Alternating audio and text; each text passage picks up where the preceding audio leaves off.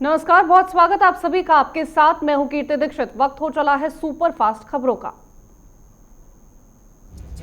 राज्यसभा में किसानों पर कृषि मंत्री नरेंद्र सिंह तोमर ने कहा कि किसान हमारे देश की सबसे बड़ी ताकत है। हम गांव, गरीब और किसान के लिए प्रतिबद्ध हैं।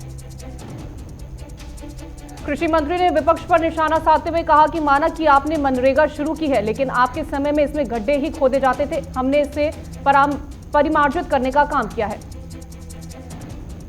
राज्यसभा में शिवसेना सांसद संजय राउत ने पूछा कि लाल किला हमले मामले में आरोपी दीप सिद्धू कौन है और अब तक उसकी गिरफ्तारी क्यों नहीं हुई। बीजेपी ने अपने राज्यसभा सांसदों को 8 से 12 फरवरी तक सदन में मौजूद रहने के लिए 3 लाइन का व्हिप जारी किया है। किसान आंदोलन को लेकर एनसीपी प्रमुख शरद पवार ने कहा कि शांति से प्रदर्शन कर रहे किसानों ने अगर दूसरा रास्ता चुना तो मोदी सरकार जिम्मेदार होगी। किसान आंदोलन को मजबूत बनाने और अगली रणनीति तैयार करने के लिए 7 फरवरी को दादरी के चरखी गांव में किसान महापंचायत का आयोजन किया जाएगा। इसमें राकेश टिकैत, गुरनाम सिंह चंदूड़ी समेत कई किसान नेता और प्रदेश के सभी खाप और संगठनों के पदाधिकारी भी मौजूद रहेंगे। किसान आंदोलन के मसले पर 10 विपक्षी दलों के सांसदों ने गृह मंत्री अमित शाह को चिट्ठी लिखकर अपील की और कहा कि आंदोलन स्थल पर जो एक्शन लिए जा रहे हैं उन्हें रोका जाए। विपक्षी सांसदों ने अमित शाह को लिखी चिट्ठी को लिखकर की मांग की है आंदोलन स्थल पर बिजली, पानी और सप्लाई शुरू कर दी जाए। किसान नेता राकेश टिकैत ने कहा कि किसान संगठनों के नेता सरकार से बात करने के लिए हमेशा तैयार हैं, लेकिन सरकार बात ही नहीं कर रही है। सरकार अब इस आंदोलन को लंबा चलना देना चाहती है। दिल्ली की सीमाओं पर कृषि कानूनों के खिलाफ प्रदर्शन कर रहे किसानों के आंदोलन का आज 72वां दिन है। किसान कृषि कानून वापस लेने की मांग पर अड़े हुए हैं।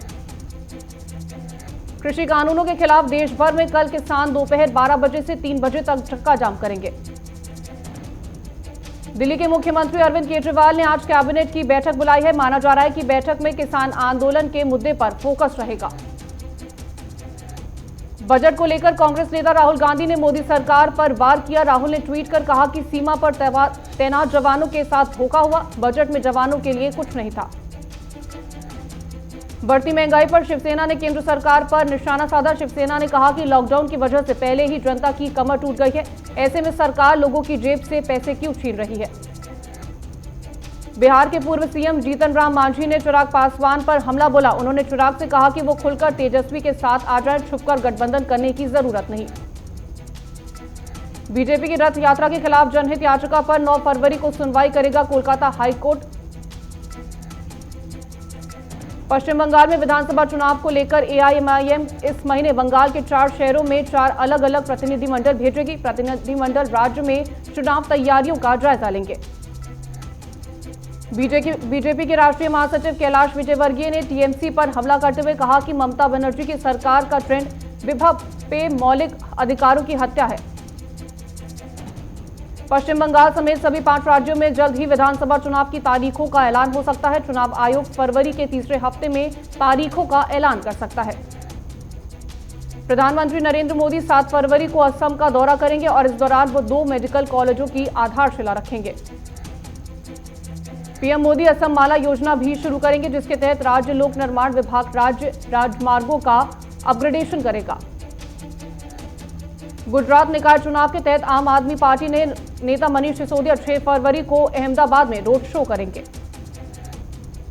महाराष्ट्र विधानसभा के स्पीकर नाना पटोले ने अपने पद से इस्तीफा दे दिया है। खबर है कि नाना पटोले को महाराष्ट्र प्रदेश कांग्रेस कमेटी का नया अध्यक्ष बनाया जा सकता है। कोरोना के बीच राजधानी दिल्ली में आज से 9वीं और 11वीं क्लास के लिए स्कूल खुल गए हैं। इस दौरान कोविड-19 की गाइडलाइन का सख्ती से पालन किया जा रहा है। भारत में पिछले 24 घंटे में कोरोना के 12,408 नए मामले सामने आए और 120 लोगों की मौत हो गई। देश में कोरोना के पॉजिटिव मामलों की संख्या 1,08,02,591 पहुंच गई है। इनमें से 1,54,823 लोगों की मौत हो चुकी है। वहीं बीते दिन देश के 47 जिलों में कोरोना का एक भी नया केस दर्ज नहीं किया गया, जबकि 251 जिलों में बीते 3 हफ्ते से संक्रमण से एक भी व्यक्ति की जान नहीं गई। देश में कुल 49,599,445 लोगों को कोरोना वायरस की वैक्सीन लगाई जा चुकी है। दिल्ली के सरिता विहार में दिल्ली पुलिस की स्पेशल सेल और बदमाश के बीच एनकाउंटर हो गया, जिसमें आरोपी घायल हो गया। एनकाउंटर के दौरान 7 राउंड फायरिंग की गई। आरोपी कई राज्यों में एटीएम उखाड़कर लूटपाट की वारदात को अंजाम दे चुका है। उस पर कुल 40 केस दर्ज किए गए हैं। खास बात यह है कि 8 राज्यों की पुलिस उसकी तलाश कर रही है। पंजाब सरकार ने जेल में बंद विधायक और माफिया डॉन मुख्तार अंसारी को फिलहाल उत्तर प्रदेश सरकार को सौंपने से इनकार कर दिया है। यूपी के आजमगढ़ में सपा नेता श्याम कन्हैया यादव को बाइक सवार बदमाशों ने गोली मार दी, जिसके बाद सपा नेता को गंभीर हालत में अस्पताल में भर्ती कराया गया। रेलवे ने एक साथ 3 जोड़ी स्पेशल ट्रेन को कोलकाता और उत्तरी बंगाल के बीच चलाने का ऐलान किया है। कांग्रेस को 2019-20 में 139 करोड़ रुपए का चंदा मिला। वहीं पार्टी फंड में सबसे बड़ा योगदान कपिल सिब्बल ने दिया। उन्होंने 3 करोड़ रुपए का योगदान दिया। पहाड़ों में हो रही बर्फबारी की वजह से दिल्ली एनसीआर समेत कई मैदानी राज्यों में एक बार फिर ठंड बढ़ गई। बर्फीली हवाओं के कारण दिल्ली का न्यूनतम तापमान गिरकर 6.8 डिग्री सेल्सियस पर पहुंच गया। मौसम विभाग के अनुसार दिल्ली एनसीआर समेत उत्तर भारत के कई राज्यों में बारिश की संभावना जताई है। जम्मू के कई क्षेत्रों में पाकिस्तानी मोबाइल टावर के सिग्नल मिलने से हड़कंप मच गया। सुरक्षा एजेंसियों ने सिग्नल वाले इलाकों में अलर्ट जारी किया। सिक्किम में भारत नेपाल बॉर्डर के पास भूकंप के झटके महसूस किए गए। रिक्टर स्केल पर भूकंप की तीव्रता 4 मापी गई। औरंगाबाद में कृषि कानूनों के विरोध में कांग्रेस ने ट्रैक्टर रैली निकाली। कांग्रेस विधायक गौतम मुरारी ने कहा कि किसानों की मांगें जायज है। पटना के एनएमसीएच में सेमिनार का आयोजन किया गया, जिसमें कैंसर के प्रति जागरूकता फैलाई गई। झारखंड के जमशेदपुर में नाबालिग के साथ सामूहिक दुष्कर्म के मामले को लेकर बीजेपी नेता ने एसपी से मुलाकात की। बीजेपी के प्रदेश प्रवक्ता डॉक्टर कुणाल सारंगी ने अपराधी के लिए सख्त सजा की मांग की है। जैसलमेर में कोरोना टीकाकरण के दूसरे चरण का शुभारंभ किया गया। इस दौरान जिला कलेक्टर आशीष मोदी ने वैक्सीन लगवाई। राजस्थान के हिंडौन सिटी में 14 फरवरी को ब्लड बैंक की मांग और कोरोना वैक्सीन के प्रति जागरूकता के लिए मैराथन दौड़ का आयोजन किया जाएगा। कार्यक्रम के पोस्टर का विमोचन किया गया। राजस्थान के तारानगर नगर पालिका चुनाव 2021 अध्यक्ष पद के लिए दाखिल किए गए 4 नामांकन में से 2 निर्दलियों ने अपने नामांकन वापस लिए। राजस्थान के बूंदी में कोरोना टीकाकरण के दूसरे चरण का आगाज हुआ। जिला कलेक्टर आशीष गुप्ता ने कोरोना टीका लगवाकर इसकी शुरुआत की। हरियाणा के गृह मंत्री अनिल विज ने किसानों से 6 फरवरी को चक्का जाम नहीं करने की अपील की है। विज ने कहा कि दुनिया के बड़े मसले भी बातचीत के जरिए हल हुए हैं। हिमाचल प्रदेश के ऊना में महापंचायती राज मंत्री वीरेंद्र कुंवर ने विभिन्न योजनाओं का शिलान्यास किया। इस मौके पर मुख्यमंत्री जयराम ठाकुर वर्चुअल माध्यम से इस कार्यक्रम में जुड़े। यूपी के सिद्धार्थनगर में शिक्षकों ने मुख्यमंत्री और शिक्षा मंत्री के नाम 22 सूत्रीय मांगों का ज्ञापन जिलाधिकारी को सौंपा और परिषदीय शिक्षकों की वार्षिक गोपनीय आख्या से मूल्यांकन करने के आदेश को रद्द करने की मांग की। सिद्धार्थनगर में एंटी करप्शन टीम ने एक लेखपाल को 10,000 की रिश्वत लेते हुए रंगे हाथों पकड़ा। आरोपी लेखपाल शिकायतकर्ता से घर का निर्माण करवाने के लिए रिश्वत मांग रहा था। उत्तराखंड के बागेश्वर पहुंचने पर आप के प्रदेश अध्यक्ष बसंत कुमार ने बताया कि प्रदेश भर में 1 लाख एक्टिव कार्यकर्ता बनाने का लक्ष्य रखा गया है। 70 विधानसभाओं में 70 मोबाइल वैनों के जरिए पार्टी की विचारधारा पहुंचाई जाएगी।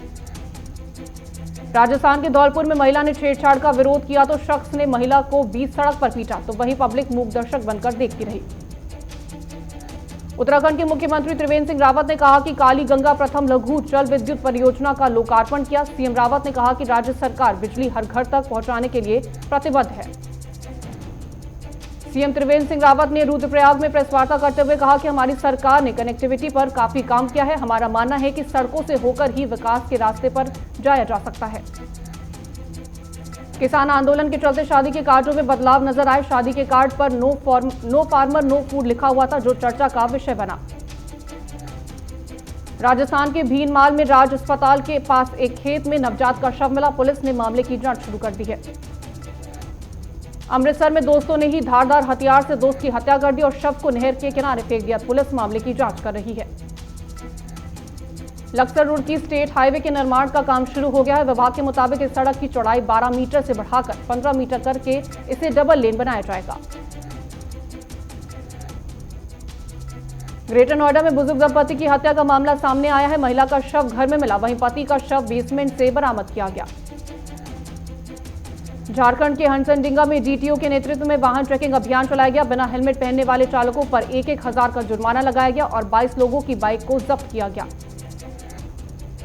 झारखंड के साहिबगंज में विधायक लोबिन हेम्ब्रम ने पत्थर लदे ओवरलोड वाहनों की जांच की और जांच के बाद विधायक ने जिला प्रशासन पर कई गंभीर आरोप लगाए। यूपी के हमीरपुर में जिला मुख्यालय के पास से बेशकीमती चंदन के 3 पेड़ों को चोर काट कर ले गए। पुलिस ने चोरों की तलाश शुरू कर दी है। यूपी के रायबरेली में ग्रामीणों ने मवेशी चोरी के शक में एक शख्स को पकड़ लिया और उसके बाद उसे रस्सी से बांधकर घंटों पिटाई की। घायल युवक को अस्पताल में भर्ती कराया गया। झारखंड में दुमका में विकास उत्सव कार्यक्रम मनाया गया जिसमें 4 करोड़ परिसंपत्तियों का वितरण हुआ। कर्नाटक के कांगवाड़ में मोले गांव में सरकार ने लोगों के सुरक्षा को ध्यान में रखते हुए तत्काल 112 नंबर को जारी किया है। इस नंबर पर फोन करके पुलिस अधिकारी घटनास्थल पर पहुंच जाएंगे। बरेली में चौकीदार की हत्या से इलाके में हड़कंप मच गया। परिजनों ने गांव में के ही 4 लोगों पर हत्या का आरोप लगाया।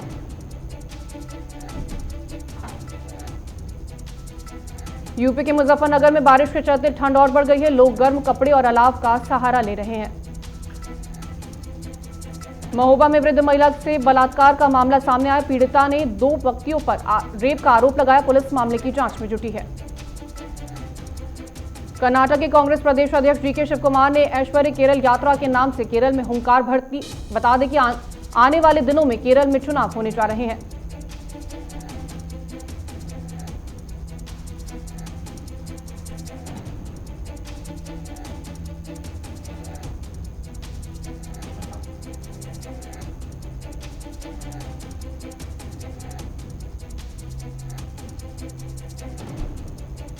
सेंसेक्स 361 अंक से फिसलकर 50,712 पर कारोबार कर रहा है। वहीं निफ्टी 1,030 अंकों की बढ़त के साथ 36,375 पर कारोबार कर रहा है। पेट्रोल डीजल के दाम में इजाफा हो गया। पेट्रोल 86.95 रुपए और डीजल 77.13 रुपए के हिसाब से बिक रहा है। आरबीआई के गवर्नर शक्तिकांत दास ने ऐलान किया है कि रेपो रेट में किसी तरह का बदलाव नहीं होगा। साथ ही रिवर्स रेपो रेट में भी कोई परिवर्तन नहीं किया गया है। रिलायंस ने अमेरिका में स्थित शेल गैस परिसंपत्ति में अपनी हिस्सेदारी बेच दी है। ये हिस्सेदारी $25 करोड़ में बेची गई। रिलायंस फाउंडेशन के चेयरमैन नीता अंबानी ने वन स्टॉप ब्रेस्ट क्लीनिंग का उद्घाटन किया। उन्होंने कहा कि हमने एक बार फिर कैंसर फ्री वर्ल्ड के लिए प्रतिबद्धता जताई है। एसबीआई को चालू वित्त वर्ष की तीसरी तिमाही में सिर्फ 5,196 करोड़ रुपए का शुद्ध लाभ होने से बैंक के एनपीए में अच्छी खासी कमी आई है। सरकार विनिवेश का लक्ष्य पूरा करने के लिए निजीकरण पर जोर दे रही है। इसके लिए अगले चरण में 6 से 10 हवाई अड्डों का निजीकरण किया जाएगा। चीनी कंपनी रियलमी ने भारत में अपने 2 नए स्मार्टफोन रियलमी X7 और X7 Pro लॉन्च कर दिए हैं। केंद्र सरकार के बैंकों के निजीकरण की घोषणा के खिलाफ बैंक यूनियनों में उबाल दिख रहा है। पूरे देश में प्रदर्शन कर रहे हैं। 2021-22 के लिए जीडीपी में 10.5% की ग्रोथ का अनुमान जताया गया है। आरबीआई के गवर्नर शक्तिकांत दास ने कहा कि विदेशी निवेशक भारतीय अर्थव्यवस्था पर भरोसा जता रहे हैं। दुनिया में कोरोना मरीजों का आंकड़ा 10.53 करोड़ से ज्यादा हो गया है। अब तक 22,92,000 से ज्यादा लोगों की जान जा चुकी है। अमेरिका में कोरोना से 2 हफ्ते में संक्रमण से करीब 40,000 और लोगों की मौत हो चुकी है। ब्रिटेन में कोरोना महामारी से बचाव के लिए दुनिया का पहला 2 कोरोना वैक्सीन की मिक्स डोज देने वाला ट्रायल शुरू हो गया है। अमेरिकी दवा निर्माता कंपनी जॉनसन एंड जॉनसन ने सिंगल डोज कोरोना वैक्सीन के आपात इस्तेमाल के लिए एफडीए से मंजूरी मांगी है। संयुक्त राष्ट्र ने सेनाओं से हिरासत में लिए गए म्यांमार के नेताओं को तत्काल रिहा करने की अपील की है। मेक्सिको के पूर्व गवर्नर मैरियो मारिने को एक पत्रकार को प्रताड़ित करने के आरोप में गिरफ्तार किया गया। पाकिस्तान में 60 वर्ष से अधिक उम्र के लोगों को चीन की सिनोफार्म कोरोना वैक्सीन नहीं दी जाएगी। चीन के लैब में कोरोना वायरस बनने में अब तक कोई सबूत नहीं मिला है। वुहान गई डब्ल्यूएचओ की टीम ने यह बयान दिया। ईरानी सुरक्षा बल ने पाकिस्तान में घुसकर अपने 2 सैनिकों को आतंकियों के कब्जे से छुड़ा लिया। पाकिस्तान ने गगनवी मिसाइल का परीक्षण किया जिसकी मारक क्षमता मात्र 290 किलोमीटर की दूरी तक की है। अक्षय कुमार की फिल्म सूर्यवंशी की रिलीज डेट के कयास लगने शुरू हो गए हैं। रोहित शेट्टी के निर्देशन में बनी ये फिल्म गुड फ्राइडे के मौके पर 2 अप्रैल को रिलीज हो सकती है। एक्ट्रेस विद्या बालन की नटखट ऑस्कर 2021 की रेस में शामिल हो गई है। एक्ट्रेस ने इंस्टाग्राम पर अपनी खुशी जाहिर की। बिग बॉस 14 में रुबीना ने राखी के मुंह पर बाल्टी भरा पानी फेंका, जिससे उनके फैंस ने भी उनका सपोर्ट किया और बोले राखी यही डिजर्व करती है। फार्मर प्रोटेस्ट पर सेलेब सोशल मीडिया के जरिए खुलकर अपनी राय रख रहे हैं। अब सलमान खान ने भी इस पर बयान दिया, जो कहा कि जो सबसे सही है वही होना चाहिए। तापसी पन्नू और कंगना रनौत के बीच सोशल मीडिया पर छिड़ी बहस तीखी होती जा रही है। तापसी ने कंगना पर निशाना साधते हुए उनके डीएनए को जहरीला बता दिया। इंग्लैंड के खिलाफ पहले टेस्ट में घुटने में चोट की वजह से अक्षर पटेल बाहर हो गए हैं। अब शहबाज, नदीम और राहुल चहर को मौका मिला है। किसान आंदोलन का मुद्दा टीम इंडिया के ड्रेसिंग रूम तक पहुंच गया, इसकी जानकारी विराट कोहली ने दी। राजस्थान रॉयल्स के ऑलराउंडर राहुल तेवतिया ने रिद्धि पन्नू से सगाई कर ली है। राहुल ने सगाई की फोटो सोशल मीडिया पर शेयर की। भारतीय टीम के पूर्व स्पिनर दिलीप जोशी ने दावा किया है कि इंग्लैंड भारत को टेस्ट सीरीज में हरा सकता है, क्योंकि मौजूदा इंग्लिश टीम काफी संतुलित है। भारत बनाम इंग्लैंड टेस्ट सीरीज से पहले एसजी गेंद में बदलाव हुआ है। इस सीरीज के सभी मैच नए बदलाव वाली गेंद से खेले जाएंगे। फिलहाल के लिए इस बुलेटिन में इतना ही। देश और दुनिया की तमाम खबरों के लिए आप बने रहे हमारे साथ। नमस्कार।